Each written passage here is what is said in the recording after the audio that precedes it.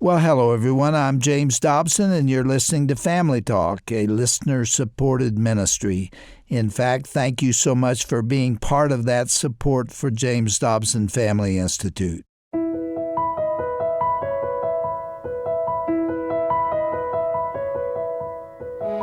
Well, welcome to Family Talk, the broadcast ministry of the Dr. James Dobson Family Institute. I'm Roger Marsh, and tomorrow, of course, is Independence Day. And with the 4th of July just one day away, we're setting aside both today's program and tomorrow's to honor the brave patriots who fought for our country's independence. These United States were founded on the Christian ideals of life, liberty, and the pursuit of happiness. America is unique because of that spiritual and patriotic heritage. Sadly, over the past several decades, though, that legacy has been forgotten or just rejected out of hand. More and more Americans are troubled by our nation's moral decline and the expanding reach of big government.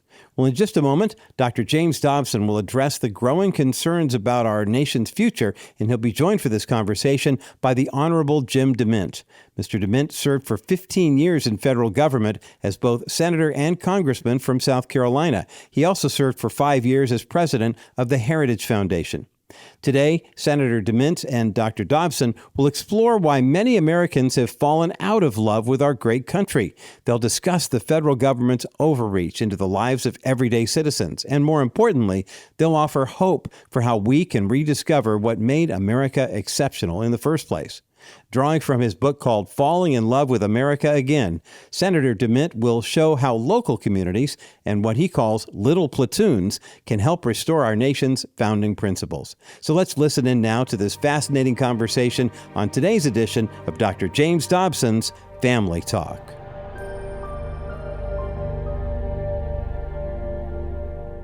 Senator DeMint, can I still call you Senator?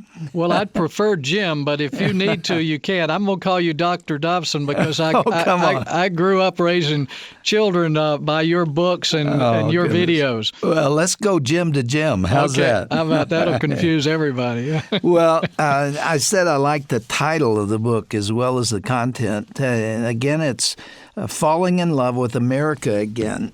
Has America fallen out of love with their country to a degree? Well, there's certainly a lot of division in the country, but none of us have fallen out of love with the American dream and the American ideals that made this country great. But there is division, resentment, increasingly as the federal government and maybe big business, big unions are pushing one-size-fits-all solutions down our throats. I think you see people getting increasingly upset and frustrated, and we need to change that. We're so blessed to be Americans, and our country was so unique from the beginning, and I'm just afraid we've forgotten why we were so unique. Yeah, well, everywhere I go, people seem to be saying that they're alarmed by what's happening to America that they used to know, and that there are forces that want to change it fundamentally. And many people feel it's being destroyed from the foundation up on the principles and issues that made it great. Do you agree with that? We're going to talk about what the concept of big means, but give us an overall assessment of what's going on in this country. We have forgotten, Dr. Dobson, that this country was built from the ground up, not the top down. No other country in the world came into being the same way we did, with so much individualism and these little platoons that I talk about in the book that Edmund Burke talked about over 200 years ago, that our families, our church groups, the small businesses we work for, the charities that we help, these small groups of people are what make America so strong. It's almost counterintuitive, and generally leaders don't understand it because what they seek is power rather than to empower. But America is so strong and has been because of the thousands and thousands of little platoons that are solving problems and creating families, raising kids in a positive environment. But a lot of this little platoon work has been diminished significantly by federal programs that were supposed to help people, help the poor, help people get jobs, But everything has discouraged family formation, has discouraged charity work, and done a lot of harm to our country. I don't think it's irretrievable at this point, but it is if we don't remember what it is that really works in this country. Well, I may be more pessimistic than you are. It feels to me like the people in the little platoons are discouraged themselves. I think many of them have lost hope. They look around, they see things happening they don't even recognize, and a lot of them are angry. They are. But what I'm trying to do in the book is give example after example of just one or two people who might have been a drug addict themselves or an ex-con helping others get out of poverty, get jobs, get clean from drugs. All over the country, this is still happening. And the things that are working are being done by little platoons, like more choices in schools. Charter schools are blooming everywhere as citizens come together and create schools that help everyone, especially the poor minority children. We're seeing small groups of people and innovators develop energy in states where the federal government can't stop them because it's not on federal land. And you see states like North Dakota taking off that never had a chance to before. So it's not out of reach. But if we keep looking to the federal government to fix our schools, our healthcare system, our energy system, we're going to continue to have more and more trouble, and I think we're going to be more and more divided as a nation. I sure agree with what you said, especially about charter schools and homeschools and those that began at a local initiative. Yes. If people will just wake up and see, and I think the good news here, Dr. Dobson, is the left was telling everyone that school choice is for the rich, it's going to hurt the poor. But now we see minorities pulling together with folks from the left and the right to expand school choice at the state level. So this is actually a way to unite America if we look at what's working at the state and local level. You say in this book that your perspectives here are obviously critical of the power brokers, especially Washington, D.C., but that this is not a partisan book. It really is not a Republican book. It's the need for change and getting back to traditional ideas and fundamental ideas that we took for granted a short time ago. This is not a political thing primarily, although it is rooted there. Well, you're right. I think we can all take off the political labels, whether it be Republican, Democrat, conservative, liberal, and just start looking at those things that work, that really help people. If you look at the data, federal government has not helped the poor. It's created more poverty. It's broken up families. And when families break up, the opportunity to get ahead are greatly diminished. What's helping the poor is happening at the local level when individuals and churches get involved, and we just need to encourage more of that. Big government doesn't help the little guy. It helps the big, rich, and those who want more power. And if we realize that as Americans, we'll stop voting for whatever party and just say, if you're going to Washington to take more control of anything, I don't want you there. As the federal government has expanded its reach, it just seems to me that it's created chaos everywhere. It's chaos in healthcare, obviously. There's chaos in the institution of the family, and I've spent years trying to preserve the family, and it's coming apart. I mean, it is really, in the process, I hope this is an overstatement and not right, but it feels like it's disintegrating. There's chaos in the military, there's chaos in the workplace, there's chaos in education, but most importantly, we're in a moral and spiritual slide. At least that's the way it seems to me, and that may be the most fundamental change that worries me. And it worries me too. And one of the connections I've tried to make over the years is to help people see that the other side of big government is secularism, because it generally pushes out those faith-based ideas, those value-based ideas.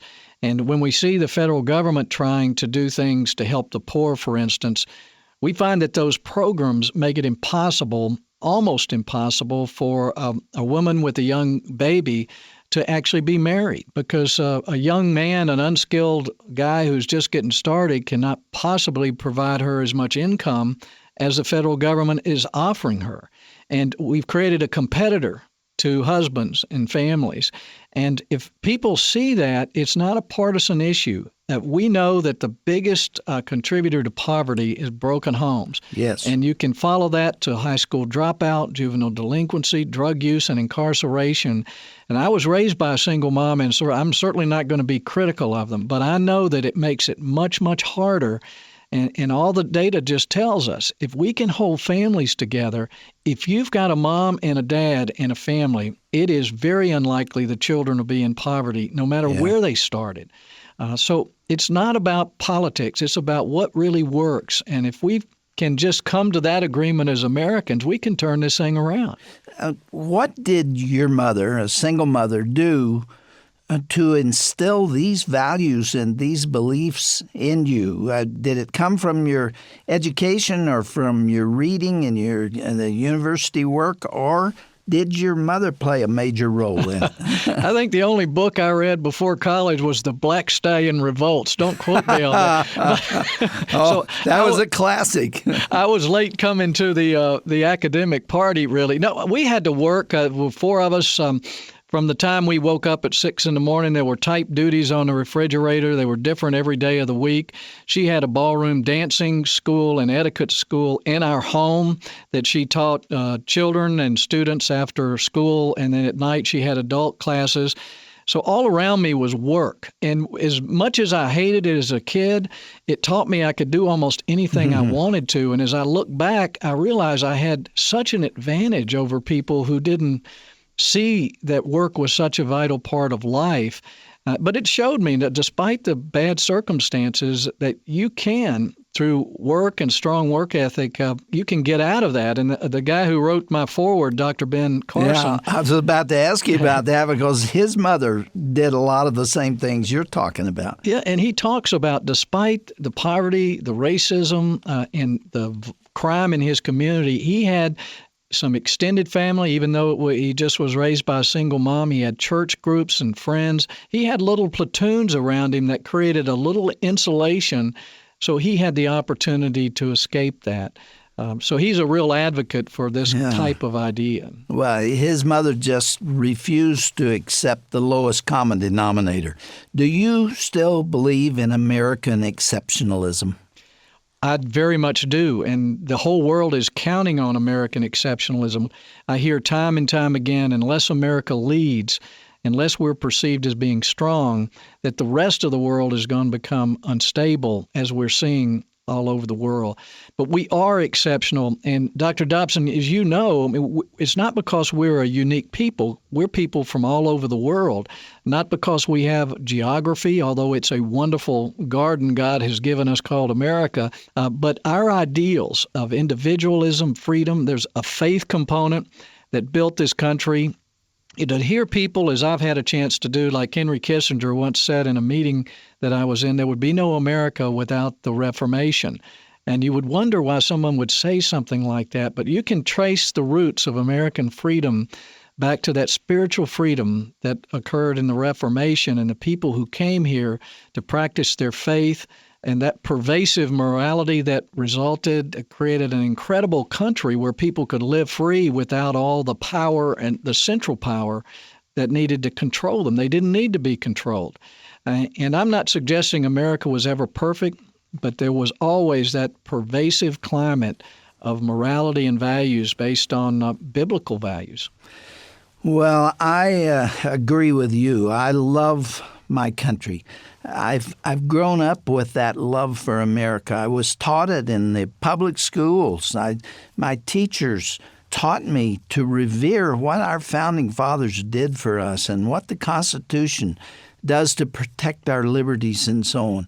But and this will be the last negative thing I'll say, because you can tell I've got a whole lot of that inside of me right now. It just does look to me like those with the power are doing everything they can to destroy things that I believe in. But as a result, I think a lot of us have, as a nation, maybe not as individuals, but as a nation, have lost our nerve. We've lost our confidence. We've lost our resiliency. And some people believe that we'll never come back from it. As far as the country that we have believed in and loved and that's done so much good, and it's the most generous nation on earth, and it has come in with its military and rescued oppressed people. Basically, we were primarily responsible for winning World War II. And then what we do? We didn't capture lands and take their money and subjugate people. We liberated them. We set them free, and we had the Marshall Plan. We gave $50 million to Germany to rebuild after they had done the things that they did. That's the nation I love.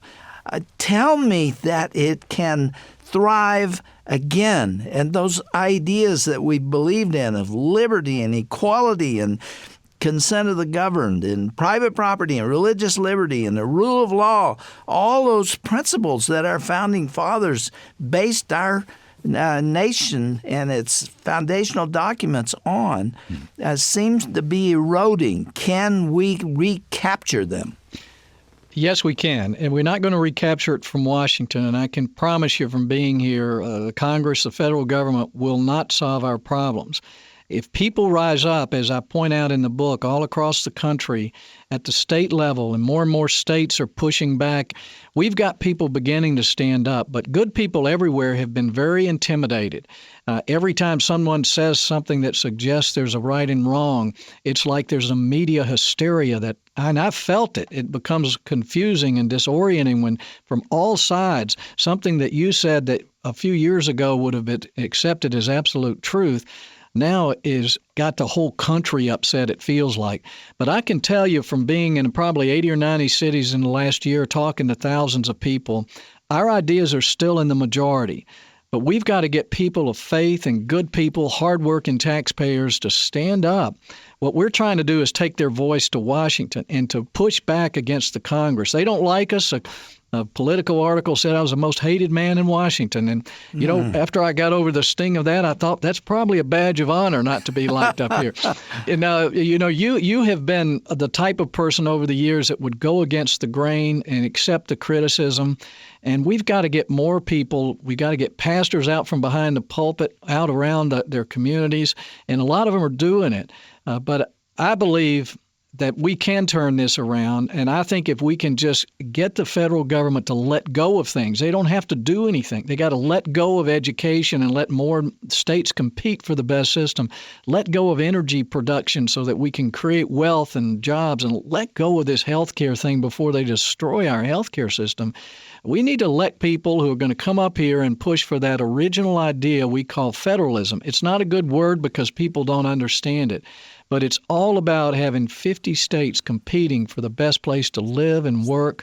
If we do that, we'll have the America we all love. Well, I want to talk to you some more. Can you stay with me for another radio program and let me take this a step further, because I'm anxious to get your specifics about how we can fall in love with America again. Well, I sure can, and I'd love to talk about it a little more if you've got the time. Once again, the title of the book is Falling in Love with America Again, an outstanding book. If you are a patriot, if you love this great nation and you're worried about it and you've been praying about it and been saying something has to change, that we've lost control of it. It's no longer from the grassroots up. It's coming from Washington down and from the federal courts. These institutions, these big institutions, which you refer to, Senator, as bigs. I think in the NBA they call it the bigs. These are the really tall guys that stand under the basket. You're talking about the institutions of this nation that have become too big to love. They're too big to succeed, and they're too big to solve our problems. All of us have those experiences in our life, and I give a lot of them myself. as an individual in a family. When our kids were in a small school that was a part of our church, we were well connected with it. We worked for it. We were able to make changes for the good. But once our kids went on to a much larger school, we felt lost. We couldn't do the same things or get as involved. And so that affection for that school was very different.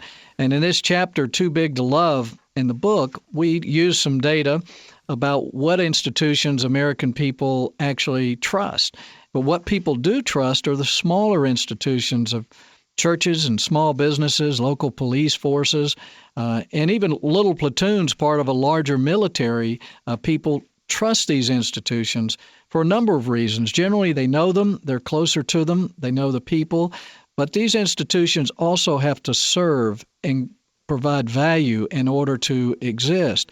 A lot of the larger institutions, particularly the government and those that are propped up by the government, no longer have to really provide a service that we like in order to continue to exist. And if you've tried to call your cable company or your cell phone company and work with someone over the phone, you know exactly what I mean. Yes. Well, we will pick this up on the other side. Sounds good. Okay.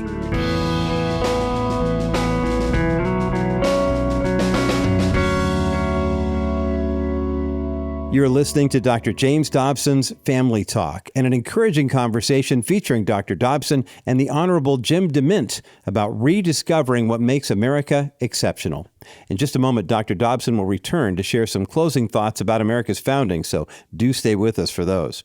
If you missed any part of today's broadcast, or if you'd like to revisit it again or share it with someone who would appreciate this message of hope for our nation, go to drjamesdobson.org/Family Talk. There you'll find the complete program, along with information about Senator DeMint's book called Falling in Love with America Again.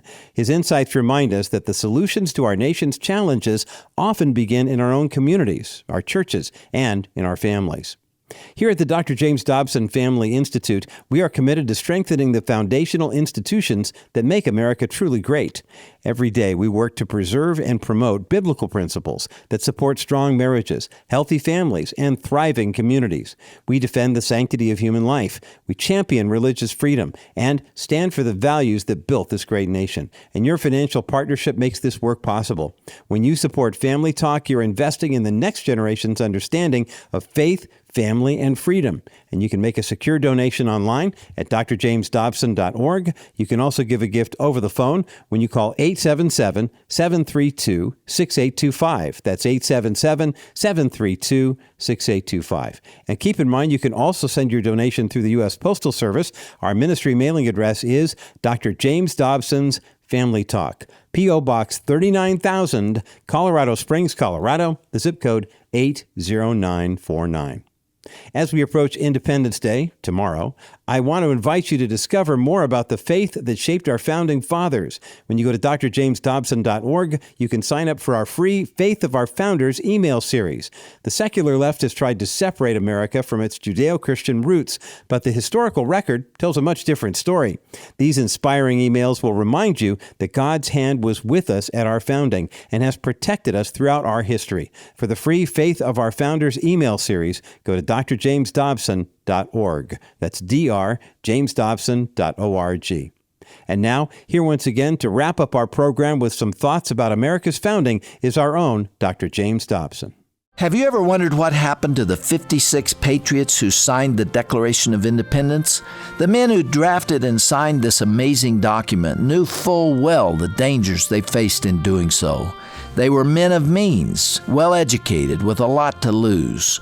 42 had served in their colonial legislatures. 22 were lawyers and jurists. 24 had seminary degrees. 18 were wealthy merchants, and 14 were farmers and landowners.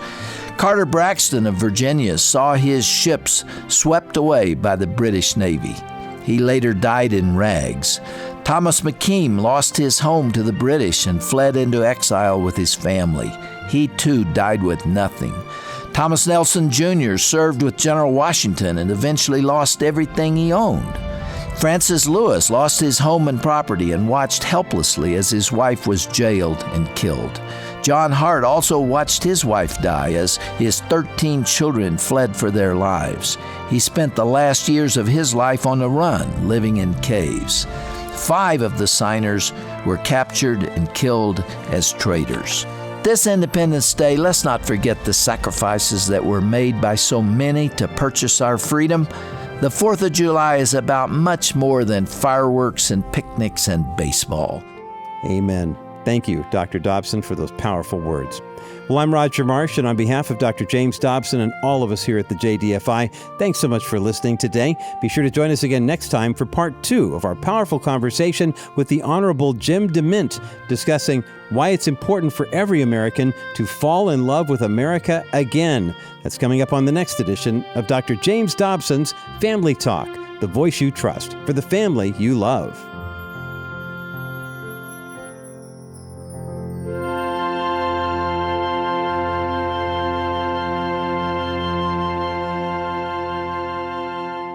This has been a presentation of the Dr. James Dobson Family Institute.